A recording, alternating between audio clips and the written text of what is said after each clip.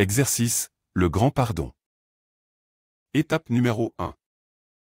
Trouvez un endroit calme de votre maison où vous êtes sûr, de ne pas être dérangé. Coupez votre téléphone portable. Asseyez-vous confortablement sur une chaise ou peut-être dans votre divan. Fermez les yeux et prenez 4 grandes inspirations. L'objectif est que vous puissiez entrer dans un état de grande relaxation, proche de l'état mental θ. Une fois que vous êtes dans cet état de réceptivité et de calme mental, commencez alors l'exercice.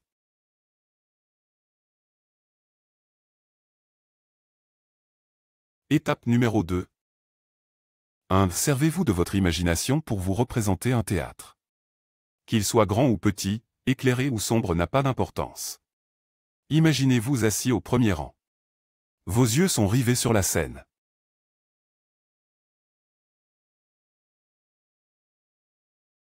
2. Observez la personne dont l'attitude vous affecte. Videz votre sac. La personne en face de vous vous écoute attentivement sans dire un mot. Elle ne vous coupe pas et respecte votre temps de parole. Lorsque votre temps de parole est terminé, écoutez maintenant le point de vue de l'autre. Essayez de comprendre le besoin qui se cache derrière son geste maladroit envers vous.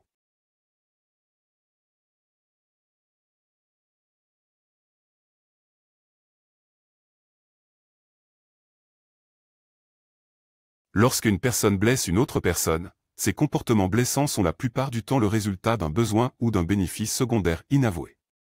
Par exemple, une maman pouvant paraître sévère envers son fils, le gronde sévèrement à chaque fois qu'il ou elle lui ramène des mauvais points.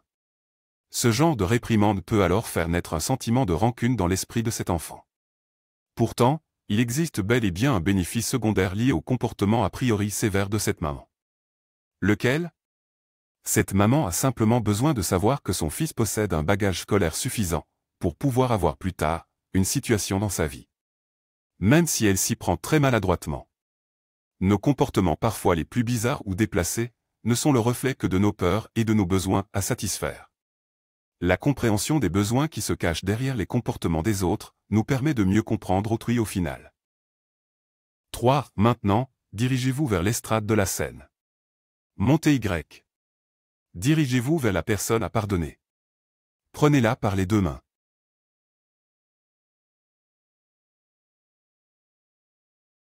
Cette partie de l'exercice peut vous paraître difficile. Néanmoins, je vous invite à jouer le jeu.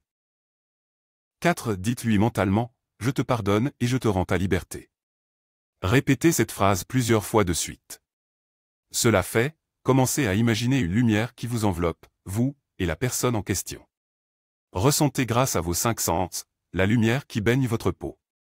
Et ressentez le poids du soulagement d'avoir réalisé cette action. « 5. Imaginez la personne pardonnée s'éloigner lentement de vous, en sortant par l'arrière de la scène.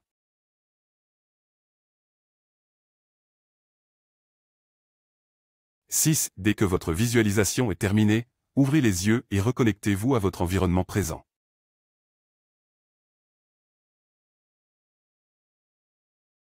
Étape numéro 3.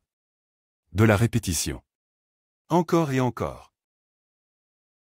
Celui qui ne peut pardonner aux autres se coupe des ponts qu'il devra traverser, car tout homme éprouve le besoin de se faire pardonner. Cosme de Médicis.